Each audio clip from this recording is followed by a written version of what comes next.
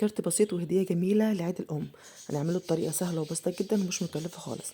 يا رب الفيديو يعجبكم وتابعوا معايا للنهاية. أول حاجة أنا جبت ورق كانسون أي ألوان انتوا حابينها، فتحت البرجل على 7 سنتي عشان أعمل دايرة قطرها 14 سنتي، أو إن أنا أجيب طبق القطر بتاعه 14 سنتي. تمام. رسمت دايرة بالشكل ده وعملت منه دايرتين، واللون التاني برضو عملت منه دايرتين بالشكل ده كده. وبعد كده هقسمه بالنص. تمام، انتوا شايفين كده. بعد كده هجيب ورقة، ده ورقة A4 او ورقة من كراسة الرسم عادي، برضو المقاس بتاعها 14 في 14. لو عاملين الدايرة 15 هنخلي الورقة بتاعتنا 15 في 15. وزي ما انتوا شايفين كده انا حطيت برايت على جزء واحد بس كده زي ما انتوا شايفين من كل ناحية، ولزقتهم على الورقة الA4 بالشكل ده كده اهو. تمام. دي طريقة القفل بتاعتها، طريقة سهلة وبسيطة.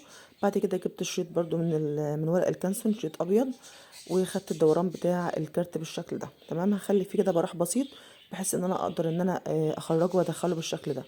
جبت القفله كده لقدام عشان هعمل زينه بسيطه، هعمل ورده بسيطه بالشكل ده. جبت ورقه اي لون بالشكل ده كده وطبقتها زي ما حضراتكم شايفين، وعملت كده قصيتها بالطريقه دي عشان تعمل الورده بالشكل ده. لزقتها برضو بالبرايت، ممكن نلزق بالغلاء او اي لزق متوفر عندكم بالشكل ده كده اهو. وبعدين هعمل بقى اي رسمه في الكارت. انا رسمت كده رسمه بسيطه وسهله، حضراتكم ممكن تقدروا ترسموا اي رسمه فيها.